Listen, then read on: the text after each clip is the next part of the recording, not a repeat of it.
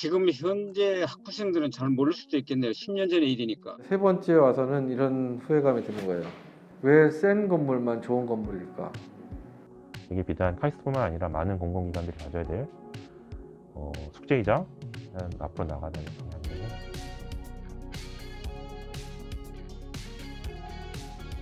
안녕하세요. 안녕하십니까.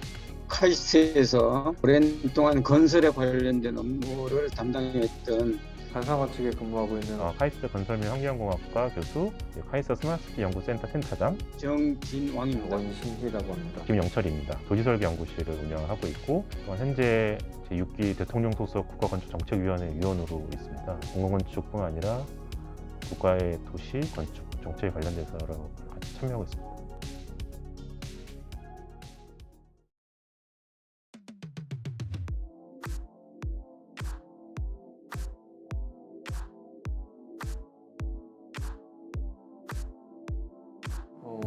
카이스트 건물에서 볼 수 없었던 사각형이 아닌 이런 라운드의 형태로 만들어진 유일한 건물이지 않을까 싶어요. 그리고 가장 행사가 많이 이루어질 수 있는 공간입니다. 컨셉을 만드는 건 여러 가지 요인이 있는데 어떤 형상화된 어떤 추상적인 이미지를 생각하고 그렇게 만드는 경우도 있고 카이스트의 5할사항을 받아서 요구사항들을 받아서 그런 데서 포인트를 얻어서 저희가 할 수도 있고 현황 조사를 통해서 거기 레벨차라든지 대지의 형상이라든지 이런 것들을 보고 컨셉을 받을 수도 있고요.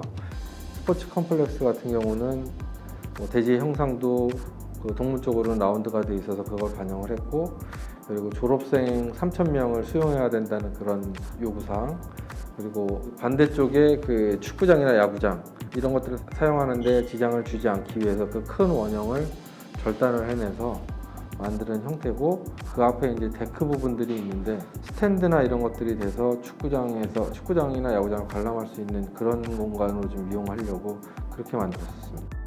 잘린 느낌은 그 스포츠 컴플렉스라 보니까 좀 더 운동성이 느껴지는 그런 디자인을 하고 싶어서 인면을 그렇게 만들었고 그 앞에 있는 커튼홀 유리도 수직선들이 조금 더 이제 캣바를 그 발을 더 강조되게 해서 운동성을 많이 느끼게끔 그렇게 디자인한 겁니다.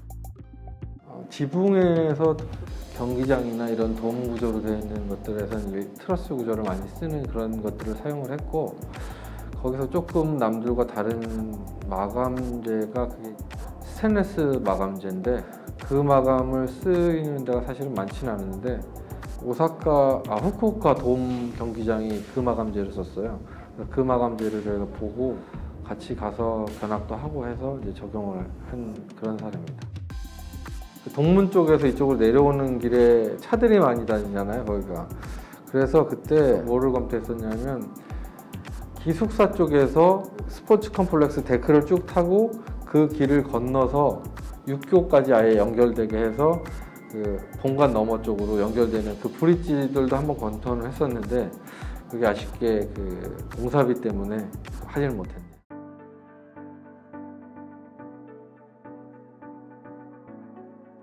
학술문화관은 기존에 있던 도서관이랑 새로운 건물, 학술문화창의관이랑 연결을 해서 증축하는 개념으로 해서 지어진 건물이고 오리광장이라는 광장을 마주보고 있기 때문에 오리광장을 보면서 이제 학생들의 쉼터의 개념으로 만들어진 건물입니다.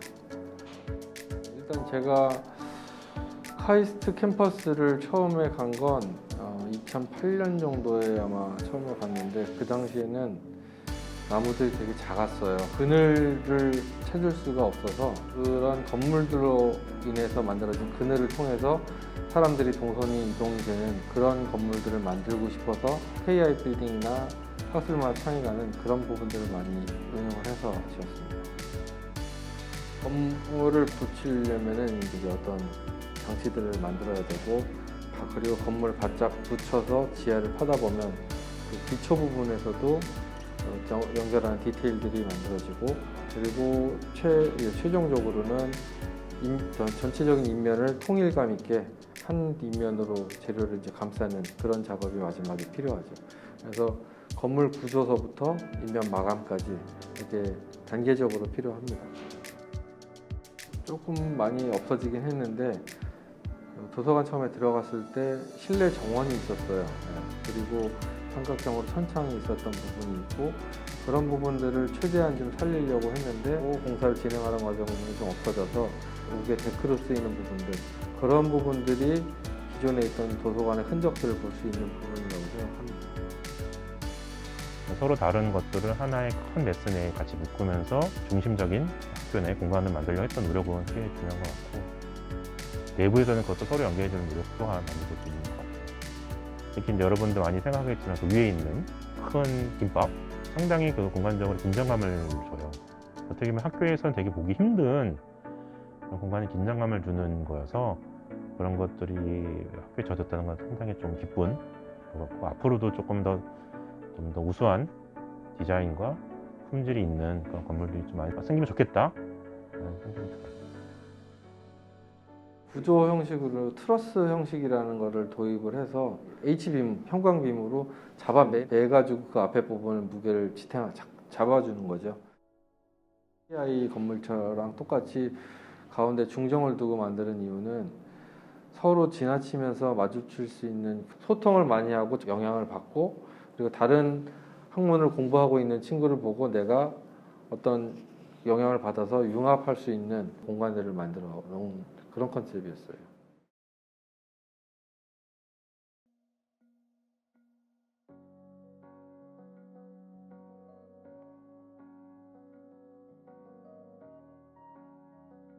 (2009년에) 그 ICU 한국정보통신대학교가 있었어요. 지금 문지 캠퍼스에 있는 그 대학교하고 카이스트하고 2019년 3월에 정식적으로 두 개 학교가 합병이 돼서 문지 캠퍼스에 있던 대학교 ICU에 있던 학생들하고 교수들이 본원의 수업하고 교육 연구 환경을 구축하기 위해 사학계획이 수립이 되었고 한국에서 제일 유명한 건축가분들이 한국에 설계한 건물이에요. 그 위치나 그 공간으로 구성한 건물 형태도 상당히 유의미하게 구성된 것 같아요. 밖에서 보면 인상 깊은 것 중에 하나가 언덕 위에 이제 위치하고 있어서 보행 환경도 이렇게 레벨 차이가 있는 것도 되어 있고 실 내부로 들어가면 공용 공간이 공간 수직적으로나 내부적으로 잘 연결되어 있어서 공간이 되게 풍부하게 형성되어 있는 그런 건물인 것 같아요. 뿐만 아니라 이제 안에 쓰이는 매장에 쓰는 재료라든지 뒷면에 붙은 여러 것들이 되게 좀 신경 써서 선정하고 구성된 건물이 아닌가 하는 생각이 들어요. 당선자가 되신 우규성 건축가는 그 재미건축가예요. 국내 설계 파트너는 번건축에서 했는데 실제 디자인은 우규성 건축가가 디자인을 하셨는데 동양적인 어떤 그런 거를 조금 많이 풍기려고 좀 노력을 많이 하셨어요. 전면에 설치되어 있는 그릴 같은 경우가 우리가 대청마루에 대나무 발을 이렇게 늘린 그런 느낌이 나도록 디자인을 하셔가지고 건물의 메스 자체가 면에서 보면은 우리의 어떤 전통적인 목조 구조물들을 깎고 할 때 이렇게 서로 맞추기 위해서 깎아내고 튀어나오고 들어밀고 하는 어떤 그런 개념들이 좀 많이 적용이 됐고 그분의 작품이 이렇게 직선적인으로 구현되는 그런 작품들이 좀 많은 것 같아요.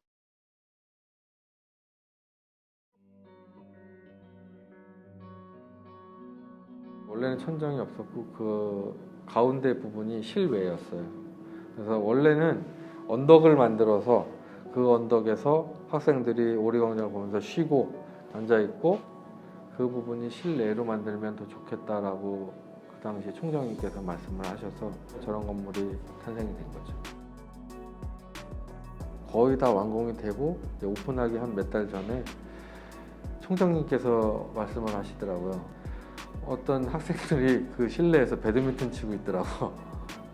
1층에서. 저도 준공된 다음에 몇 번 가봤는데 연구원들 부부가 애를 데리고 와서 편한 의자에서 커피를 마시면서 자기는 공부를 하고 있고 꼬마애는 킥보드를 타면서 그 안에를 막 돌아다니고 있더라고요. 그렇게 쓰는 거 보고 좀 되게 잘 지었다고 생각했어요. 네. 3개 다 경쟁 건물을 해서 만들었는데 당선이 되려면 좀 더 임팩트 있고 센 건물을 만들어야 돼요. 그러다 보니까 세 개 다 되게 인상이 센 건물이 됐고 그 다음 건물을 현상 설계해서 당선이 되려면 얘보다 더 센 건물이 돼야 그 다음 걸 당선이 돼요. 그런데 세 번째 와서는 이런 후회감이 드는 거예요. 왜 센 건물만 좋은 건물일까? 센 건물이 아니더라도 충분히 좋은 건물이 될 수 있는데 그런 후회가 들으면서 힘들게 만들어냈던 게 학술문화 창의관이었어요. 학교가 김병 IT 건물에 대해서는 의사결정이 가장 자유로웠어요.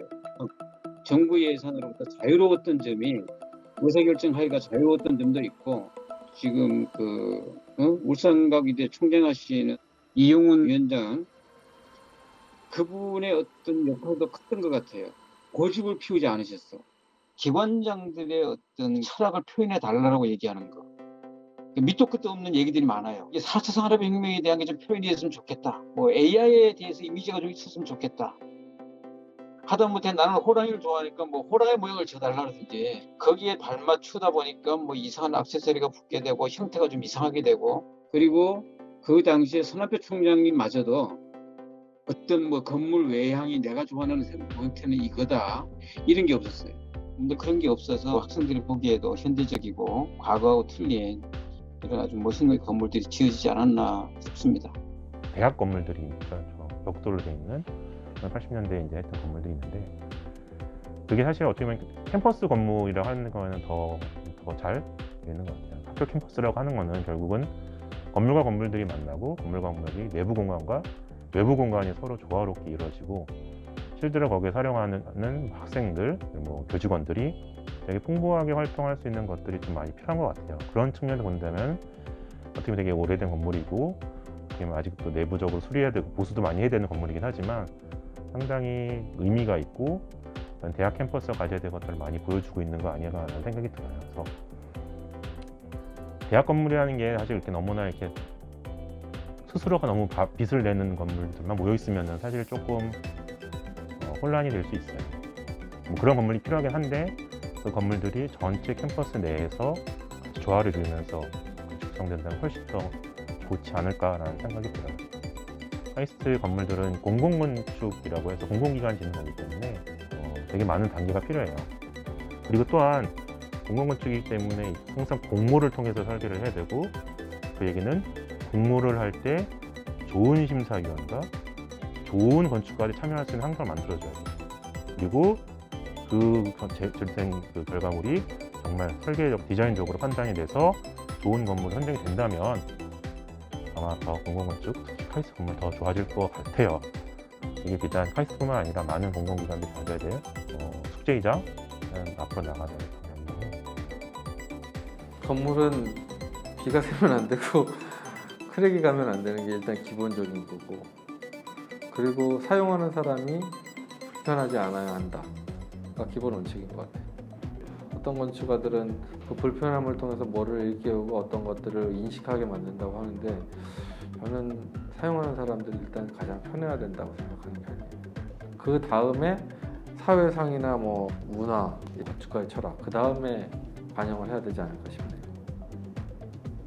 카이스트에서 되게 필요한 공간이 뭐냐면은 보행 공간이 되게 필요해요. 그러니까 제가 있던 북쪽은 그래도 학교 대학 학생 기숙사와 연계된 그런 보행 공간이 어느 정도 있는데 그 스포츠 컴플렉스 이하로 내려오는 공간이 되게 위험해요. 여러분이 아는지 모르지만 학교에서도 교통사고가 자주 나가지고 어떻게든 그걸 개선하려고 노력을 하고 있어요. 그래서 여러 검토도 하고 있고 그럼에도 불구하고 잘 안 되는 게 학교의 대부분이 자동차 위주로 이제 캠퍼스가 구성이 돼 있어요.